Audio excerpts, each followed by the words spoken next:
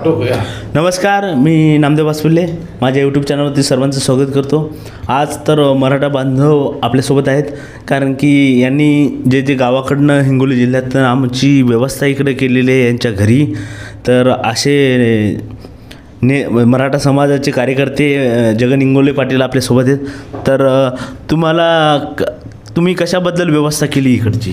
आम्ही आमच्या मराठा बांधव जे हिंगोली जिल्ह्यातील आले होते, आम्ही सरळ एक स्टेटसला ठेवलं की आमच्या हिंगोली जिल्ह्यातील सर्व कोणी बांधव येतील त्यांनी मला संपर्क करा आणि आमच्या घरी आंघोळीची, जेवणाची, नाश्त्याची सगळी सोय होईल असं आम्ही त्यांना सांगितलं होतं. आणि तसे आमच्या गावचे, आजूबाजूच्या गावचे असे बरेच जण आमच्याकडे आले आणि आम्ही त्यांची आमच्या चटणी भाकर देऊन चांगलं आम्ही त्यांची व्यवस्था केली.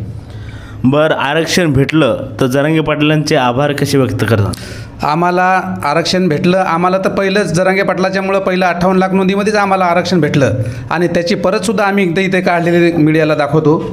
हे बघा, मीडियाला आम्ही परत दाखवतो. आणि असं जरांगे पाटलाच्या लढ्यामुळं फक्त आम्हाला हे आरक्षण भेटलेलं आहे. तरीसुद्धा आम्ही या आरक्षणामध्ये आता सर्व हैदराबाद गॅजेट लागू झालं त्याबद्दल आम्ही सर्व जरांगे पाटलाचे आभारी आहेत. आणि मुंबईमध्ये जे आमचे आंदोलक आले आणि मुंबईकरांची काही गैरसोय झाली असेल त्याबद्दल आम्ही क्षमा मागतो.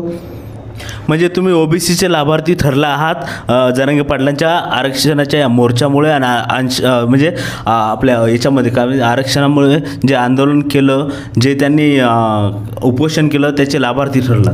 हो, 100% आम्ही तर ठरले जाऊ. पण आता सर्व महाराष्ट्रातील एकही मराठा वंचित राहणार नाही ही आम्हाला 100% गॅरंटी आहे. आणि आमचा आज खरा विजय झाला जरांगे पाटलाच्या रूपानं. आम्हाला एक आमचा निस्वार्थीपणे एक आमचं नेतृत्व भेटलं आणि महाराष्ट्रामध्ये खरंच आम्ही घडवून दाखवलं. मुंबईमध्ये फक्त बाळासाहेब ठाकरेच्या नंतर श्री मनोज जरांगे पाटीलच हे मुंबई जाम करू शकतात हे आता सिद्ध झालेलं आहे. पण याच्यामध्ये फक्त हैदराबाद गॅजेटच लागू झालं, याच्यामध्ये कोल्हापूर गॅजेट लागू अजून केलं नाही शासनानं. नागपूर गॅजेट जे भोसले कुटुंबाचं गॅजेट आहे, जे भोसले राजे होते त्यांचं गॅजेट लागू नाही झालं. आणि अजून याच्यामध्ये अनेक असे आपले साताऱ्याचे गॅजेटसुद्धा लागू नाही झालं. आता राजेंनी काल शब्द दिला, 2 महिन्याचा कालावधी मागितला. ते पण राजेने सांगितलं की मी त्याची पुरेपूर अंमलबजावणी करू म्हणून.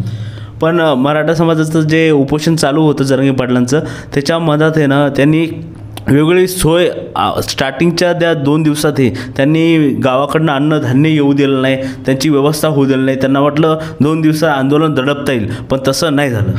पहिल्या दिवशी खरंच मीच पहिल्या दिवशी गेलो होतो. तिथं पाण्याची बॉटलसुद्धा प्यायला नव्हती. खायला 2-2, 4-4 किलोमीटर जावं लागत होतं. वडापाव काय खायला पण भेटत नव्हतं.